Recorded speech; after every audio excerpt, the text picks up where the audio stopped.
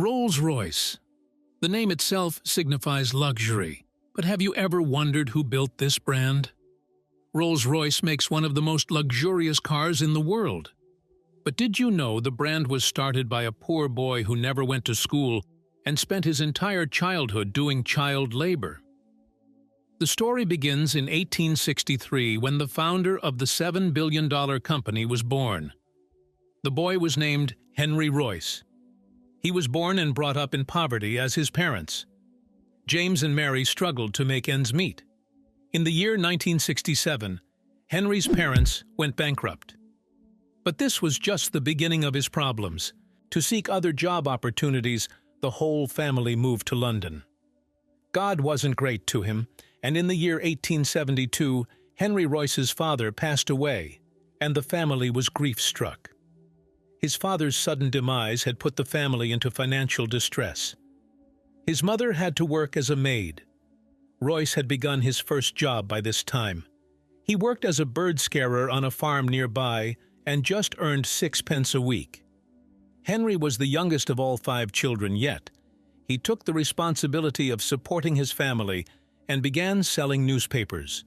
Working since his teenage years, Henry never had enough time to go to school. When he turned 15, he had completed only 1 year of school. Despite the harsh circumstances, the guy never left any stone unturned to seek knowledge. He gained education in algebra, French, and electrical engineering. By this time, Royce's future was filled with darkness. One fine day, his aunt saw potential in Henry and gave him some money to join an apprenticeship job at the Great Northern Railway Works. However, after a couple of years, he had to quit his apprenticeship due to his financial problems. The money given by his aunt was all spent. After quitting his job at the railway, Henry worked at a tool-making company, and then at the Electric Light and Power Company in Leeds. Despite he wasn't much qualified, he was good at creating things. He always aspired to be an engineer. With a true zeal for engineering, Henry quit his job and started a business with Ernest Claremont. Ernest was an engineer and a fellow friend of Henry. The duo named the business F.H. Royce and Company. Henry was 22 years old by this time. He worked hard and succeeded in making electrical components such as dynamos and electric doorbells. The year 1894 came, and the company reached its first height of success by manufacturing its first electric crane. His first success infused confidence into Henry, and his interest started inclining towards motor cars. This changed the fate of the company.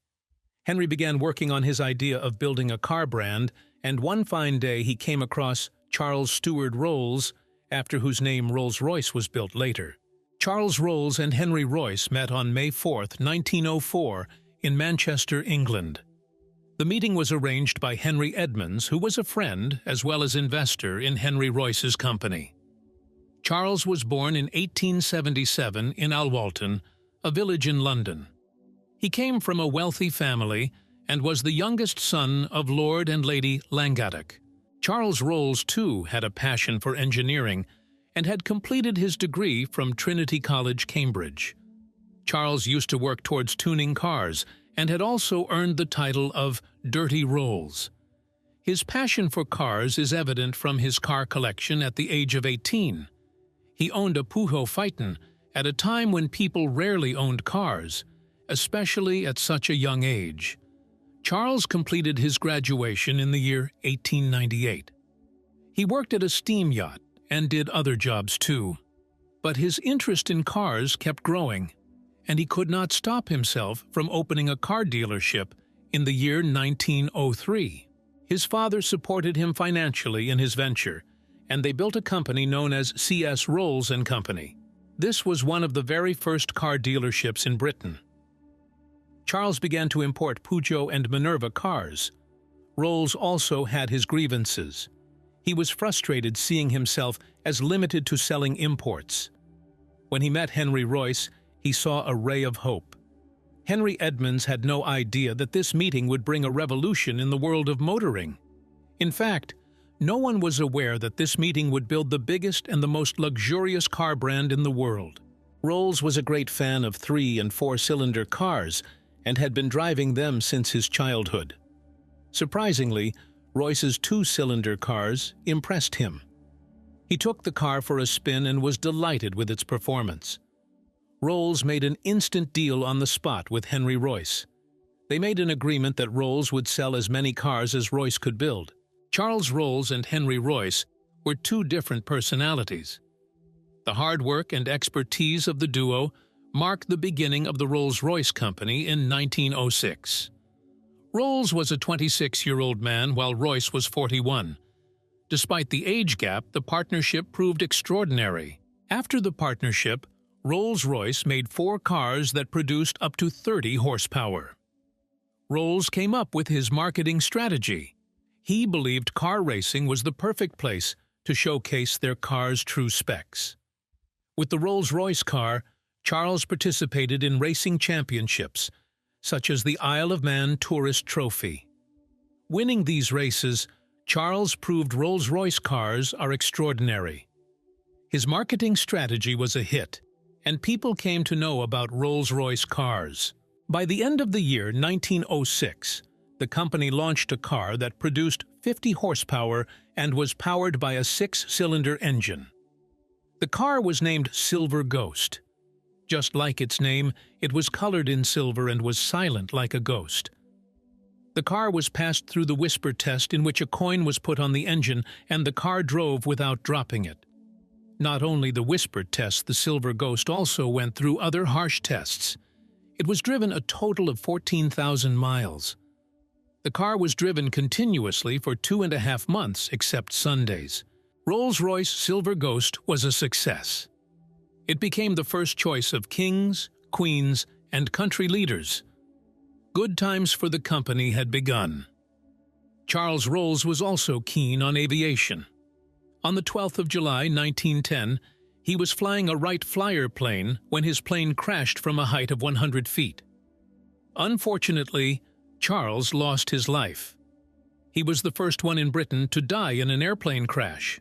This was a dark day for the Rolls-Royce Company. Henry Royce was in misery by this partner's demise.